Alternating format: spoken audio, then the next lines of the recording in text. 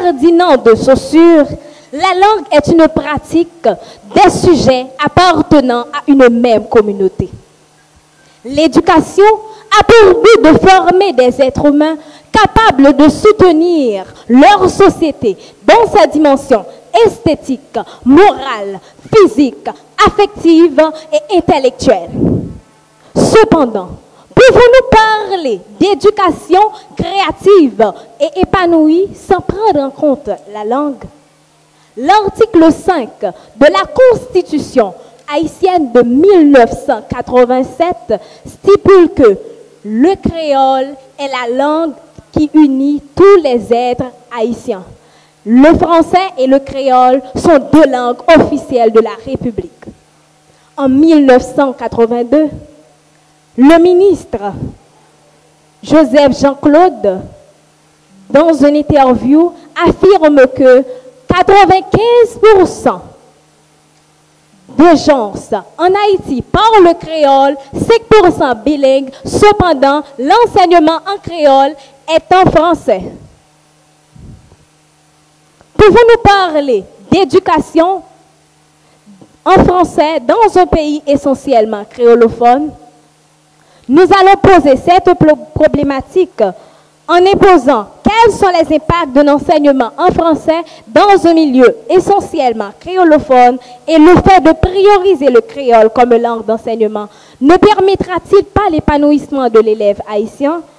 L'utilisation comme langue d'enseignement nous renvoie à un échec scolaire. En 2016, après un constat, dans un donné, l'UNESCO a dit plus de 40% d'enfants dans ce monde étudient et apprennent dans une langue qu'ils ne comprennent pas. Nesmi Maniga, actuel ministre de l'Éducation en Haïti, affirme qu'Haïti en fait partie. D'après la réforme de Bernard, l'une des raisons principales et fondamentales du système éducatif haïtien en échec est que le français est utilisé comme langue unique de l'enseignement, tandis que 95% de la population haïtienne maîtrise le créole.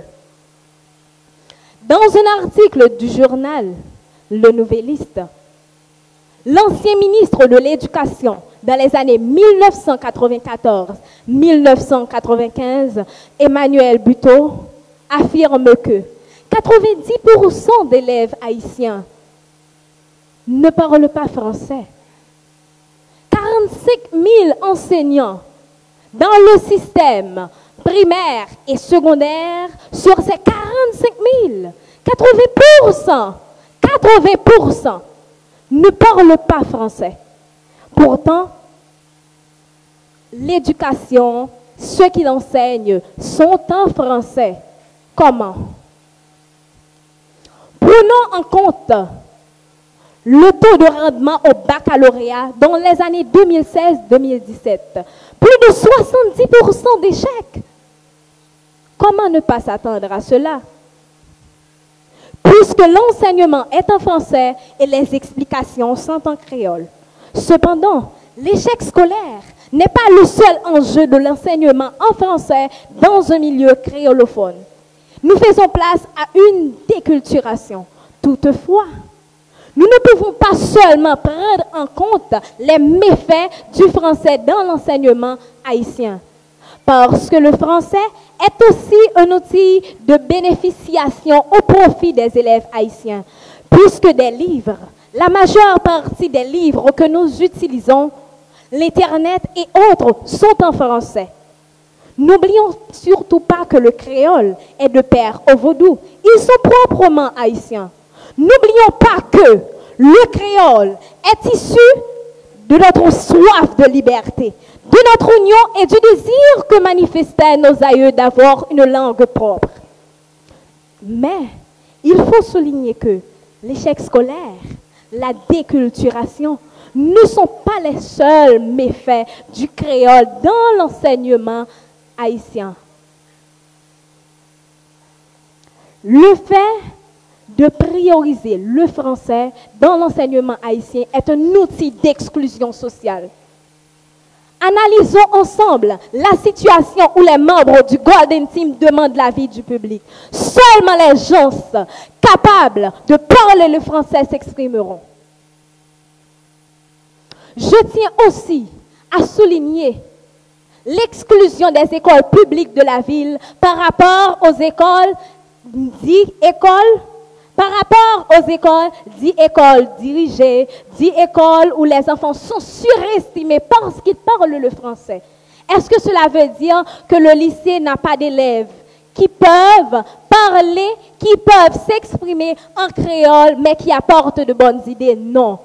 Non et non. Je sais que vous me demandez, vous vous dites, pourquoi Diana est contre l'enseignement en français, puisqu'elle s'exprime et s'affirme si bien dans cette langue. Ma motivation résulte dans le fait qu'ayant été éduquée dans une école congréganiste réputée, j'ai appris le français depuis toute petite.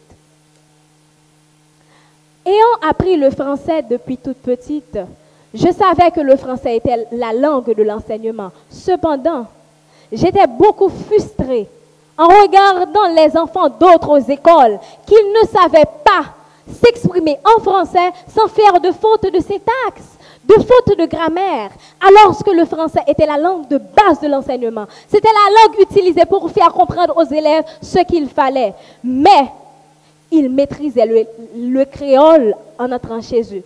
Ils me parlaient en créole, je parlais en créole. Les gens qui m'enseignaient, mes titulaires me parlaient le créole, tandis que dans les explications et tout ce qu'il fallait dire et apprendre, mes livres et tout était en français. Comment apprendre bien dans un milieu à 95% créolophone et 5% bilingue où on m'incite à parler essentiellement français.